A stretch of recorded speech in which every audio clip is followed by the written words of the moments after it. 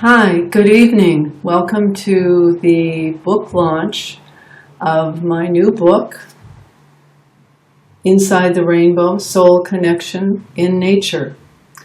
This beautiful cover was done by Anne Katzeff, and all the art throughout was done by her. We're doing a slight redo of last night's book launch because not all of it was recorded. So we're going to do a little bit of Anne talking about her art, and then I will read from the book. So I'm going to turn it over to Anne, who created this book in terms of all of the production, all of the design, and all of the art is hers. And she has a deep connection to nature, and I hope she'll talk a little bit about that. Okay, over to you, Anne. Peggy. My connection to nature began as a kid because I loved being outdoors, just playing outdoors, and then sports, hiking, that sort of thing. My connection to nature with my artwork began as an adult. I started using pastels, and out of necessity, I had to go outside because they're so dusty and they make a mess. So it was for very practical reasons that I was suddenly outside painting. And as I painted, I realized pretty quickly that my mind was slowing down. And I discovered an inner quietness, not a stillness because I was doing the painting, but a quietness. And so that busy mind was using painting as a form of meditation. And so that was a pretty cool thing to discover. And so that's how I quiet down and slow down. The part that I think moves me the most is it's just so beautiful. There's so many things in nature that are subjects to celebrate. I just find great joy, and I love the colors, the way the light hits the leaves, shadows, the way people fit themselves into those moments of just sitting by the beach, enjoying the waves.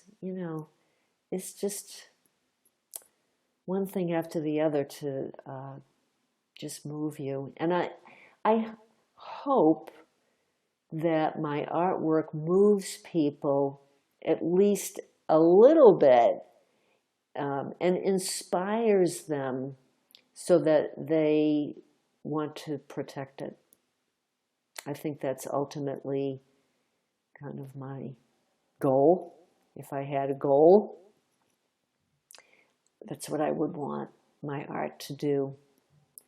But it is ultimately a meditation, a celebration, an acknowledgement, and ultimately, perhaps, an inspiration for others to conserve and cherish the earth that we live on and not take it for granted.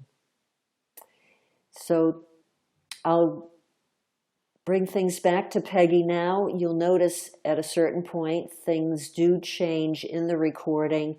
We'll go back to the original evening of the book launch. So I'm going to read a bit from the book. First, I just wanted to say how the book was written, how it came to be, which was a very good friend of mine suggested that I write about my experiences in nature that connected me to something greater in the universe. And I thought, wow, that's a really wonderful idea. And so it planted a seed and it began to grow. And I actually wrote this book in Florida last year where we were living during COVID. And the writing sustained me, as did nature. Nature always sustains me throughout my life and throughout difficult times and joyous times. And that's part of the reason for the book is to present my own experiences connecting to something greater in nature, and also hopefully to provide an opportunity for everybody to realize that they have those experiences every day and they can have more all the time. So here's the first. I want to read two pieces. The first one is from the introduction, and here we go.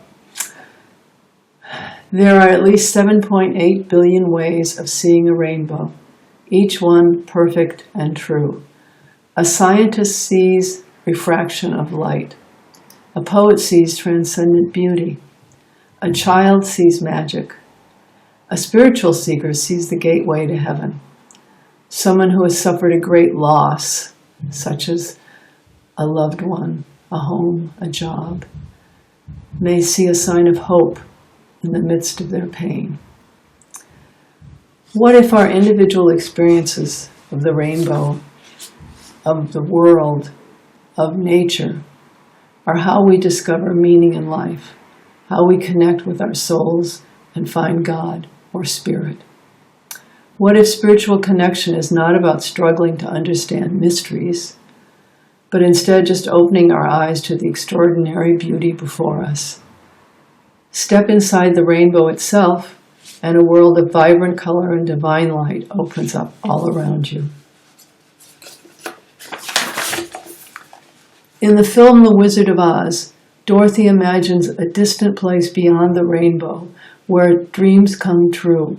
When she actually travels there, she discovers that her dreams have already come true within the home of her own heart.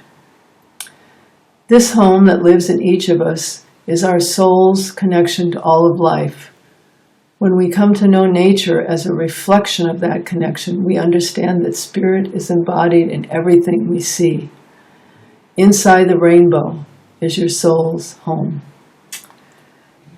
It is not really necessary to travel to Oz or across vast continents to ancient holy shrines to live your dreams or find God. Every time you walk out your door, you have that opportunity. Nature herself is a sacred temple that encompasses the entire world. In every tree, flower, butterfly, or rainbow is spirit's essence, the source of all life everywhere. The experience of God can be as simple or as complicated as you make it. It can have many layers or just one. It can be ecstatically joyful or quietly peaceful. It can be all of these simultaneously, because God is everything.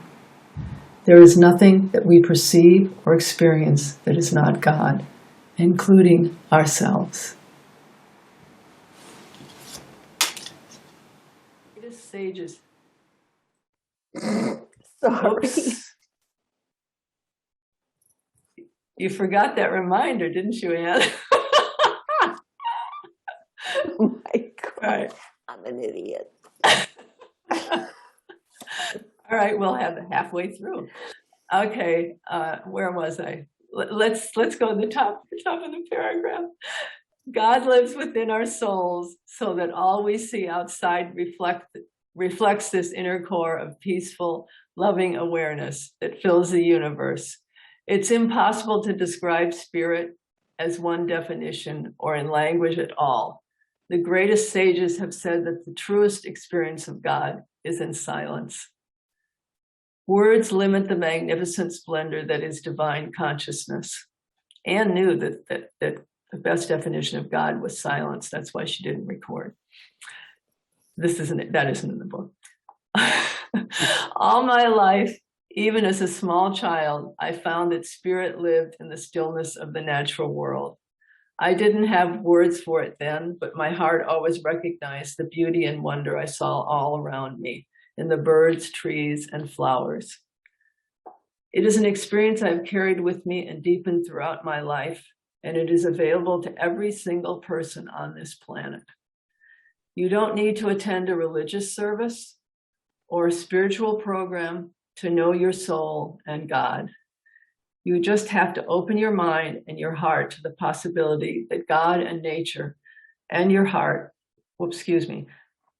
Sorry, let me start that again. You just have to open your mind and your heart to the possibility that God and nature are the same thing. If you do, I promise you, the entire world will begin to shine with a light that defies description. And you will understand at the deepest level the sacredness of the natural world.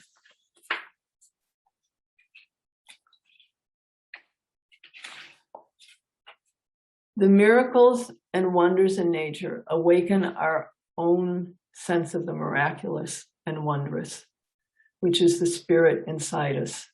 The God within you and the God in nature have been with you all your life, just waiting for you to see them as part of the oneness that includes all of us on this planet. So that's the introduction, and I include a note at the end about the word God or spirit. I use both of those words interchangeably, and sometimes I throw in goddess or the divine. I'm trying not to, God and spirit are most familiar to people, so that's why I use them. Sometimes, I mean, I myself used to have a trigger response to God. Nope, don't say that. But, you know, it's the patriarchy. But it doesn't matter. It doesn't matter. It doesn't matter what word you use, because it's all the same thing. And it's what's in your heart that matters and what's in your soul. And really, that's why I use the word soul in the title of the book, because soul encompasses it all. And it's what's deep within you.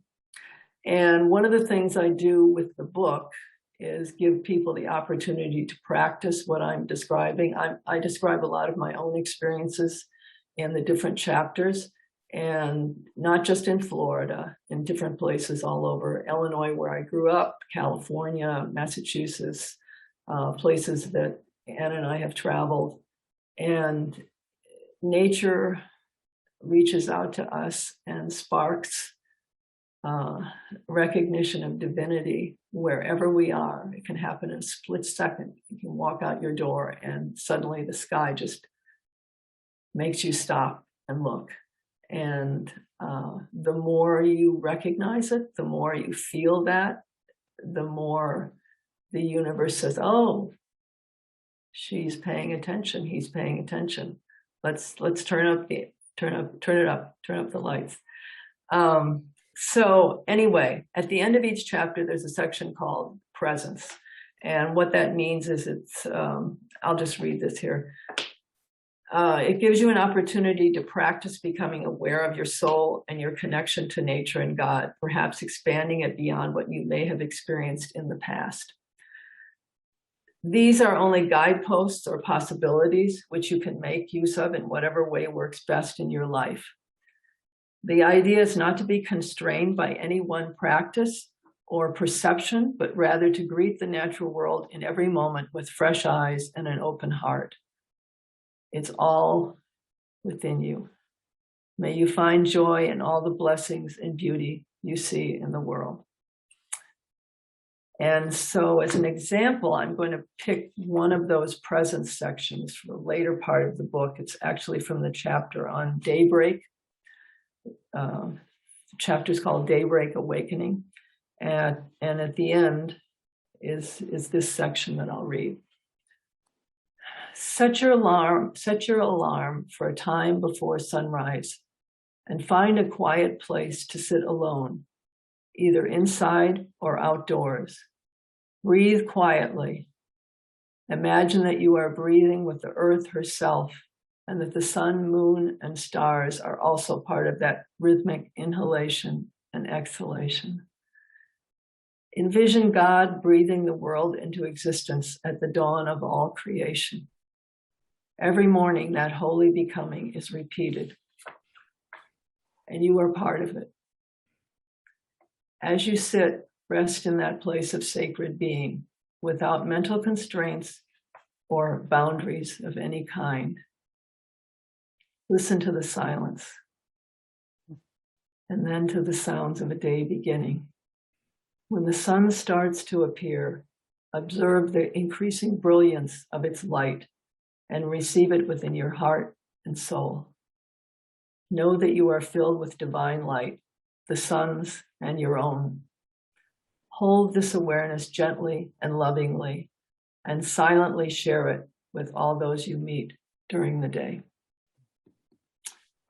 So those are the two sections that I chose to read. It gives you a little sampling. And one other thing I wanted to say is that this experience never ends, and it never stops expanding, depending on what you're going through in your life. And sometimes the most challenging moments of your life can open up nature and what is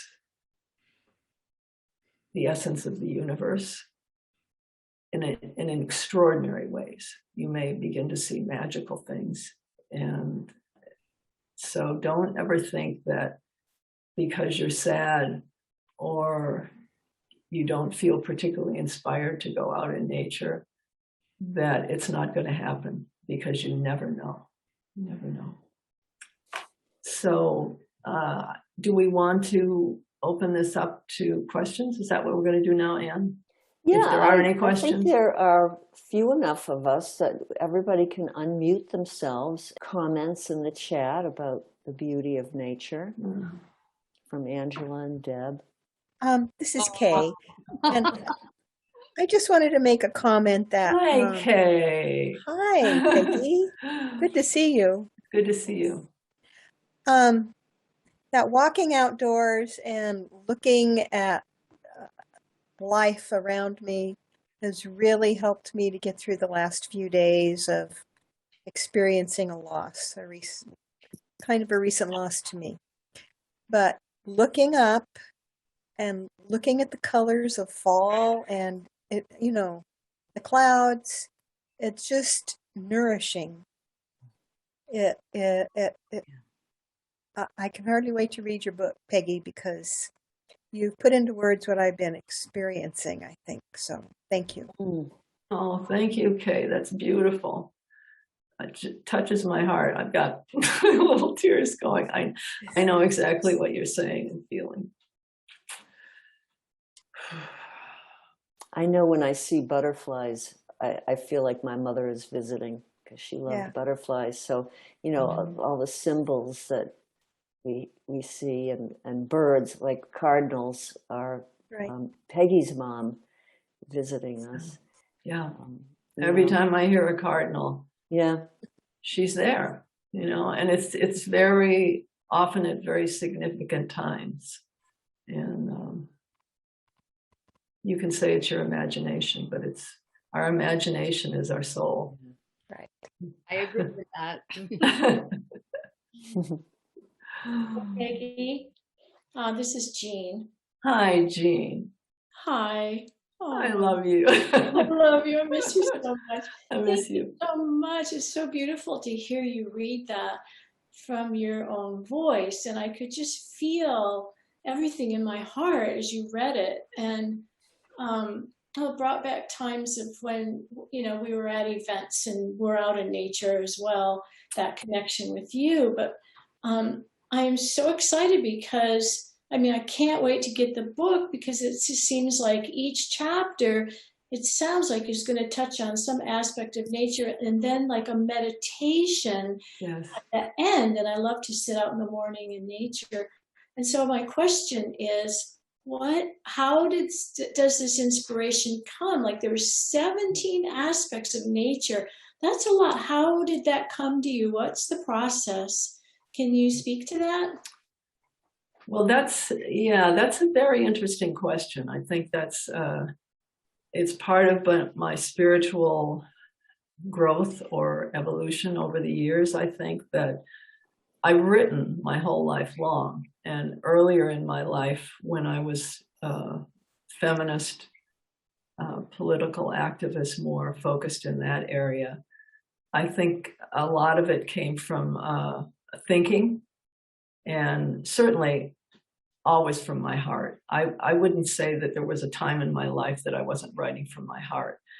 But as I made the transition to not only including feminist consciousness, but including a spiritual quest in the world, opening up to, quote, the meaning of life, which probably has been something that I've sought since I was 5 years old. Then the more I opened up, the more I would say spirit comes through me. This book, I didn't sit down and think about and write. It came through me. And that's what all my writing is now. And most of you know that I write a blog that is since almost 10 years now. And all of that comes through me. And it can come at times when I'm out walking in nature. It can come in the shower. It can come when I'm meditating. It comes when I'm making dinner. And I run and write down notes to remind myself, or I get up immediately from a morning meditation and go sit at the computer. And then it's just flowing. And the editor in me, having worked as an editor, comes in later on and, tweaks word choice and stuff, but it comes through from someplace else. It comes from my soul. It comes from a greater, the infinite consciousness that we're all part of. We're all tuned into that in a certain way. So I don't want to make it sound too inaccessible, because we all have it. I think the more you go out into nature, your own particular expression will come through. Anne's comes through in her art. Since the moment she started painting, she felt something, her feelings about nature were being expressed through what she did that way. So it's individual how it comes through. But I'm not sure if that answers your question, but that's, I want to make it both what is happening to me, but I don't want to make it inaccessible, because that's the point. No, it's great. No, is that it's accessible to everybody. Thank you so much. That was Sure. lovely to hear. Thank you, Jean. And I just want to interject that we've been given a gift from Zoom. I saw that. What did that say? Do you guys see it? Yeah. We've removed the 40-minute time limit. Okay, great. You Divine intervention. What can I say? limitless. Yeah, exactly. Yeah, exactly. Gina, go. I too am an artist, and I spend as much time of my day as I can outdoors. I do outdoor painting when the weather permits, but every moment I'm outside, and I suspect this is for you too, Ian, I'm always looking at, gee, that dead tree, I could paint that, and that would be beautiful. I look at anything. Oh, it's a rock. I can paint that. And it just fills my life. And my art got me through COVID. And I'm used to Zoom, because I did a Zoom class for seniors at our local senior center. And I had 9 to 12 people. Anne was in my class from Florida.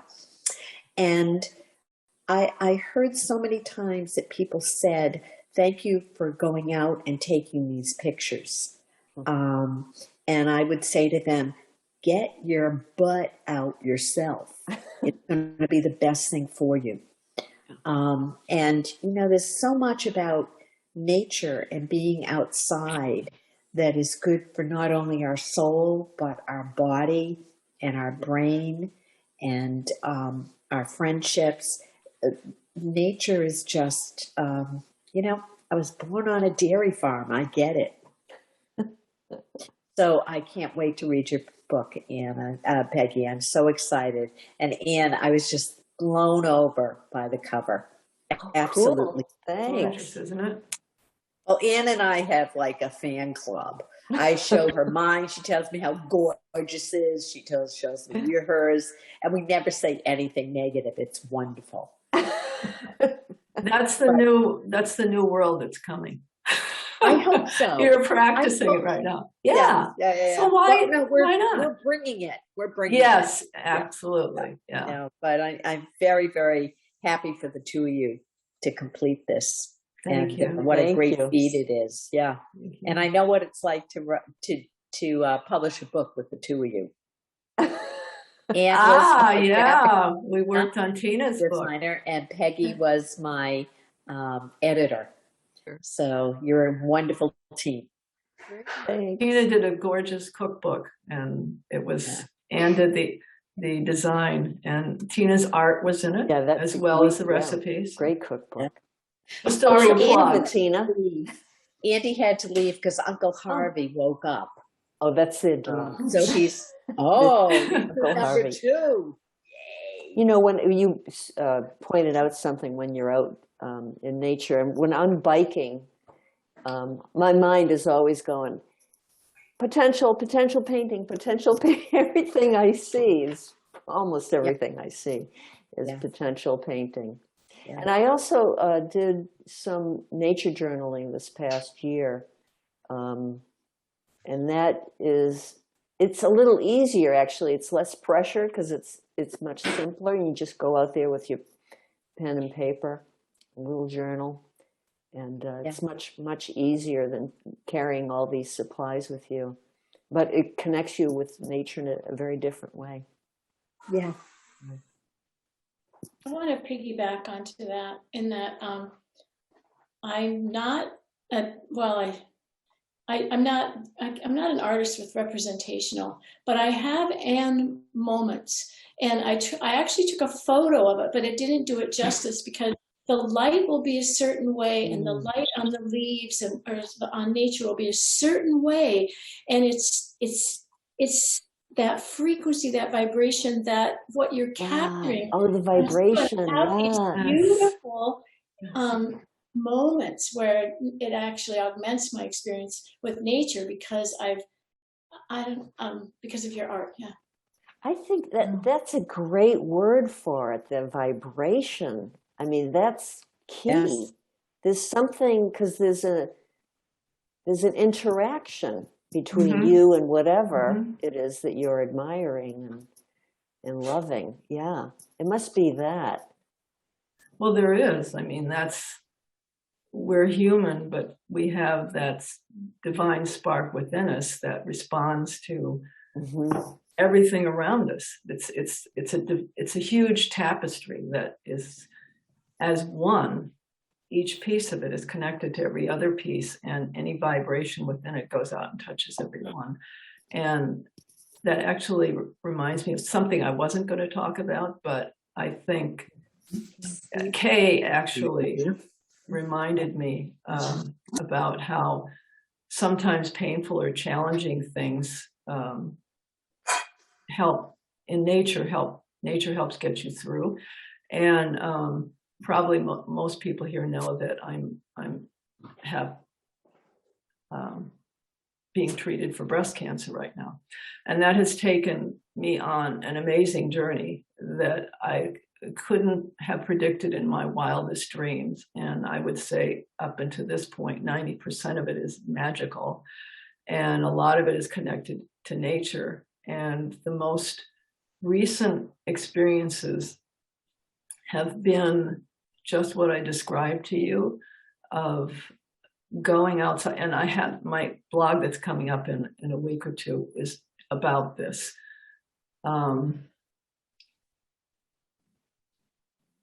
I had this experience a few years ago, and now it has come again, where I'm looking and all of a sudden something shifts. And all of a sudden I'm seeing the entire universe moving in synchronicity with each other.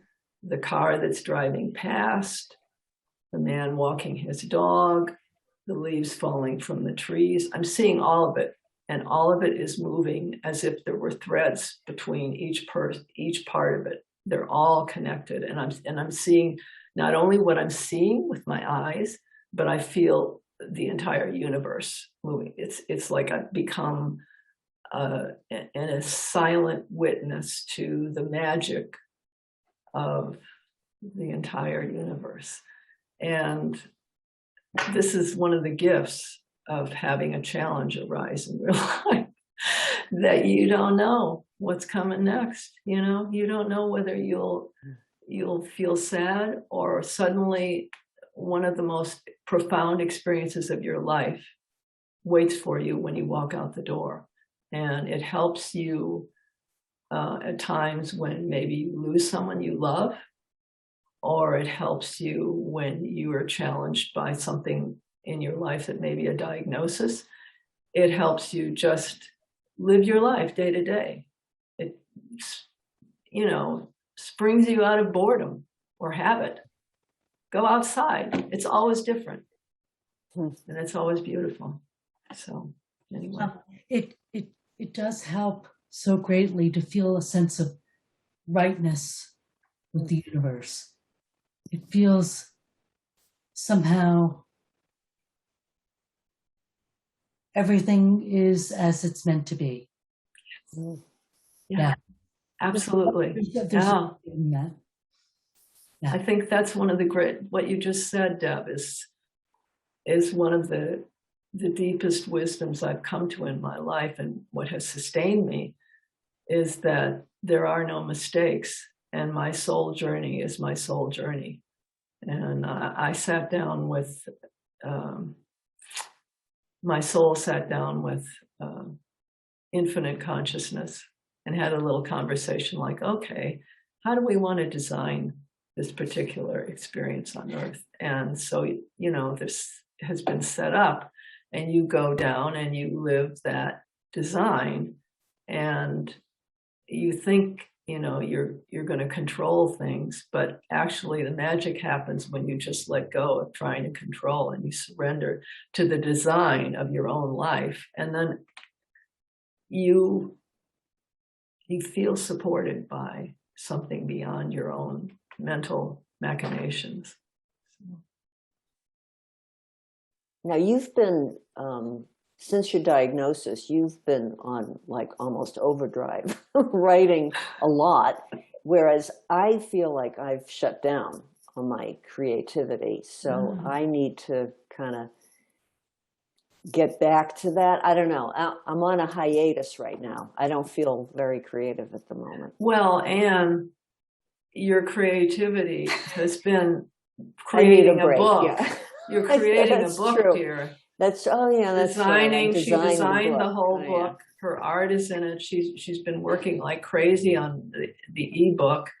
So it's gonna. She spent months. She did like, what is it, 100-day challenge where she was painting something different every day. Yeah. So yeah, I've been on overdrive. So now it's your turn. Well, you know, Anne, a caretaker is often not aware of how tiring it can be. Absolutely. And so, and you know, that's why so many people in the healthcare field get a little bit burnt out. Yeah. Because you're taking care of others, and sometimes to the absence of taking care of thyself. Yeah. But I think you do a pretty good job with your balance, so I don't want to hear you. Well, she bicycles every day, and but there's the emotional aspect. I know that she may not show me the parts that she, you know, she's keeping me sustained with her optimism and her good feelings, and so and sometimes crabbiness. We don't want to overlook it. we both get crabby at times. That's the real world. But you know, we come out the other side and we laugh and say, you know, what are we talking about? You know. But there's a reason why you were brought together. Peggy, so what reason, Sandy? Yeah, what's profound? Hey, Peggy, and this is so beautiful. And I have to say, for the ways of technology, it is amazing that not only are we able to Zoom like this, giving birth to this amazing book. But I was so called. I was working in the house today, and I was so called to get to the ocean and be at that nature and stick my feet in the sand and all of that. And I could do that on my phone and know that I wasn't missing a thing as you were serenading me back home with your readings. And so, and then to see Jean. Hi, Jean. I love you so much. I know our soul family still misses each other in person. Yeah. So I'm really happy to be here.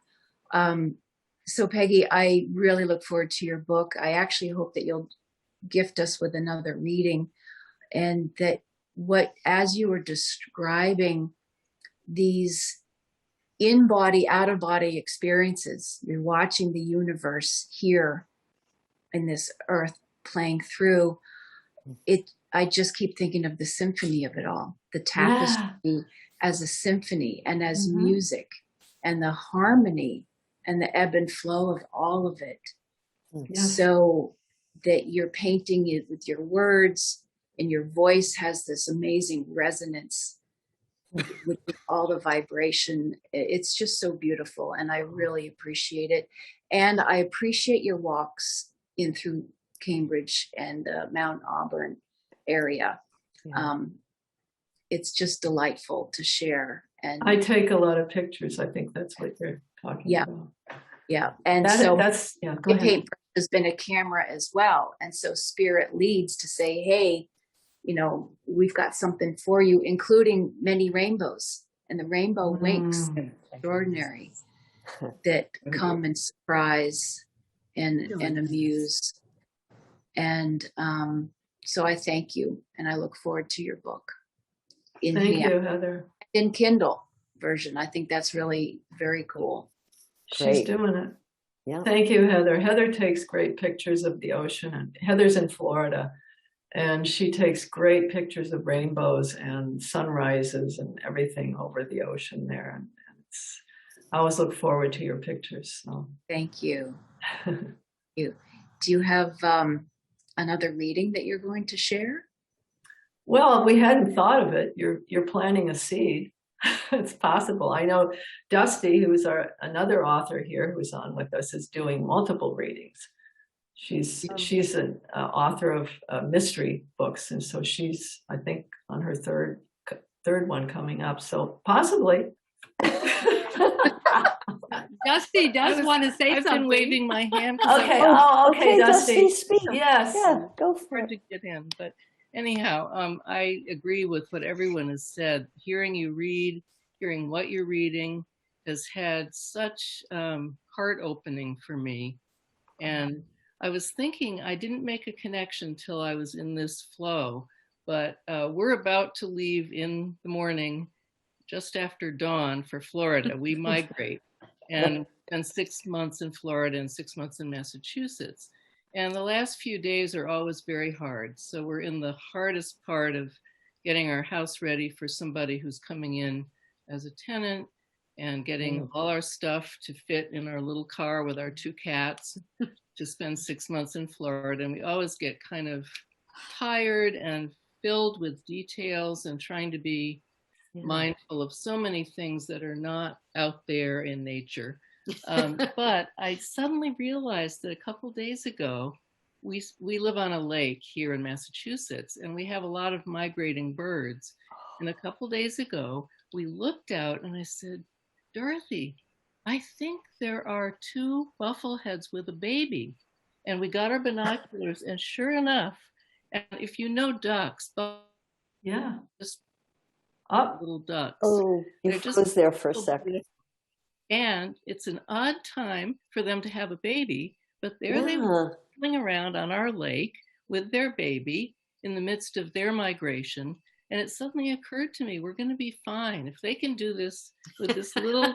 there you go. Head, So I just sort of went on the wave of what you were reading and what you've written.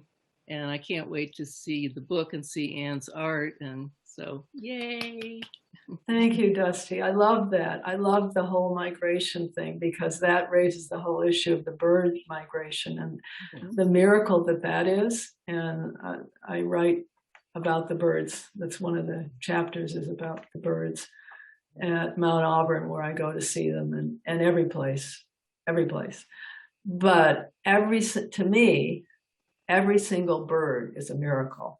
Just what you're describing, the fact, like tiny little hummingbirds fly from Central or South America all the way up to North America, and sometimes nonstop. I mean, sometimes they hit down, the southern part of the US, and they're exhausted. They drop down, and that's why the birds have to go to the nearest tree and start eating insects or pollen or whatever. Sometimes they eat a lot of different things, but just the fact that these tiny beings can migrate all that way, I mean, we can do it too. You two can do it. You do it every year. And it's bad because look what's waiting for you down there. You have a lovely life down there, and the ocean is down there, the Florida. There's beauty in Florida. There's beauty up here. So I think that was one of the gifts of Florida for both of us was, ultimately it didn't resonate with us, and we're back in Massachusetts, but there were so many gifts about being there. And one of them was that you wrote this book there. And we were both exposed to so many new things. It was like for me, it was like being in graduate school, because we were learning so much and being exposed to all these beautiful new things. So I think it gave Peggy the space to write this book. Well, that's what, I had new content to paint. Right. Hi. Well, congratulations on the book, you two. I can't wait. Thank you, Linda. Good to see you. Good to see you. And I see a few other faces from that I'm used to seeing at other events. So hello. Just before I got on the call, I looked out the window and there's a big hawk on the light pole. And so we could hear it calling, and I knew it wasn't a red tail. It wasn't the right call. So my husband quickly looked it up. We found it was a red-shouldered hawk.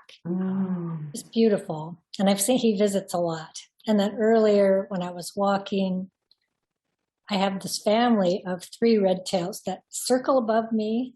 Quite often they dip their wings, and it's always, like you say, it's just that magical moment. And I love how you talked about how you can deepen that and increase those moments just by what you pay attention to. So thank you for writing the book, and I love it, and I wish you the best on everything.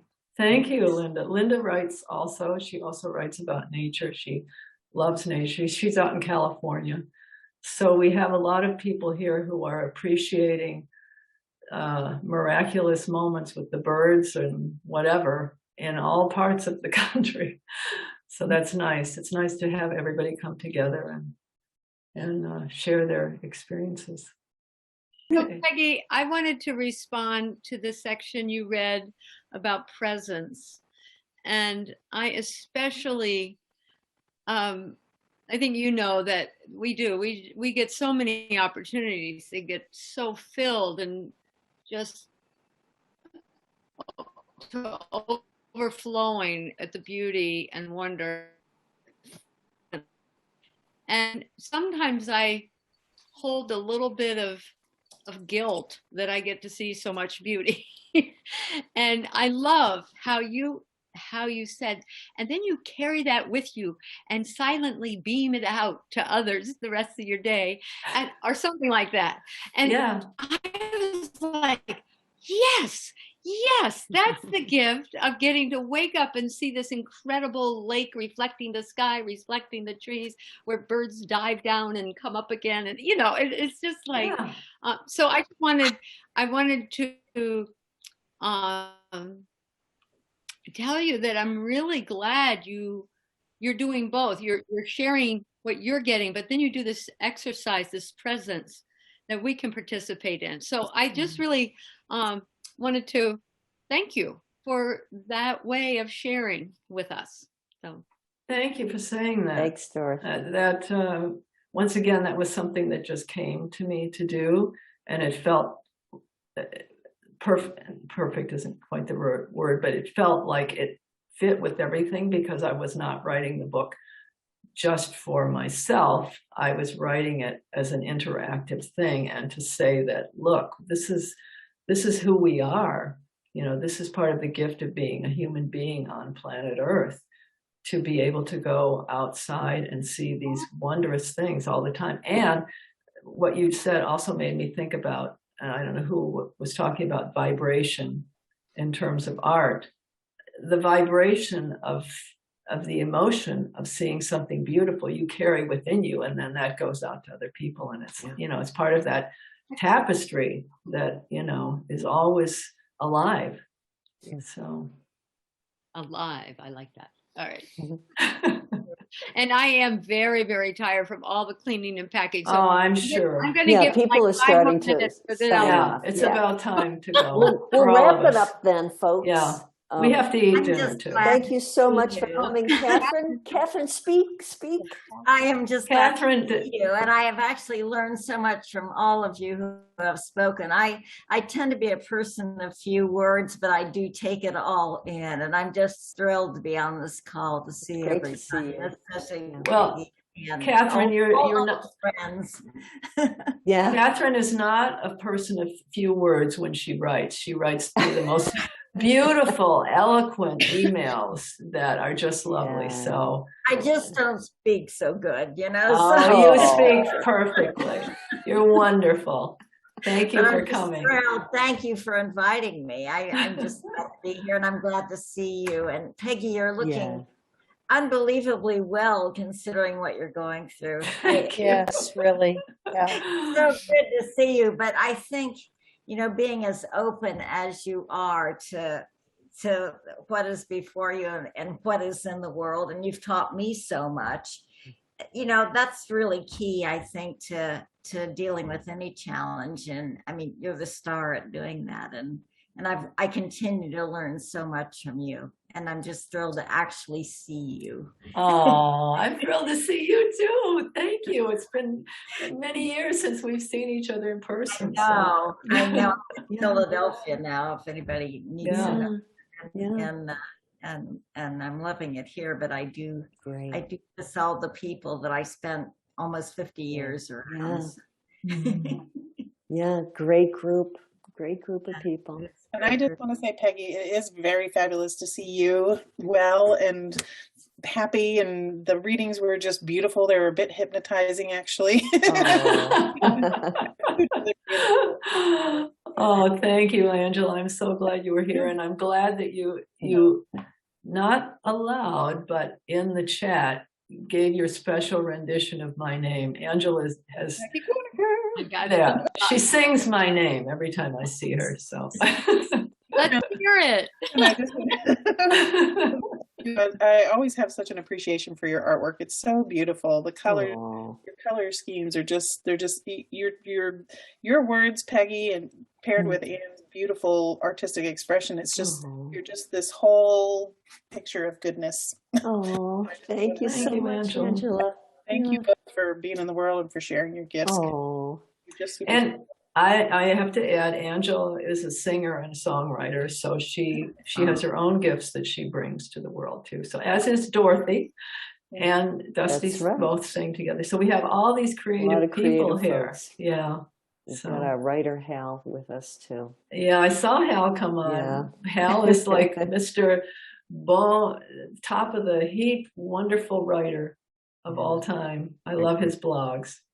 Thank you. So, and I'm a proud owner of your book, and I'm just delighted for you, and add my joy at seeing you looking so well. And I will be writing at more length my feelings to you, and thank you for inviting me. And Thank you for coming, Hal. Okay. Hal writes the most amazing blogs ever. They're just say hi to Carol for us. Yes, say hi to Carol. Yeah. Certainly will. All right, we're going to wrap it up, kids. If you have more thoughts, feelings, ideas, send them along to Ms. Peggy or Ms. Anne or me. And thanks a million for coming again. And Dusty and Dorothy, safe travels. Thank you, and congratulations on this beautiful creation. Yeah. Thank you. a lot. Yep. Good to see you, Jean and Heather, too. I haven't seen y'all in a while. I know. That was a nice group. Angela. Hi, everybody. It was a lot of fun. You made a lot of reunions going on here. Reunions within reunions. I'll stop the recording. If we want to linger, we can.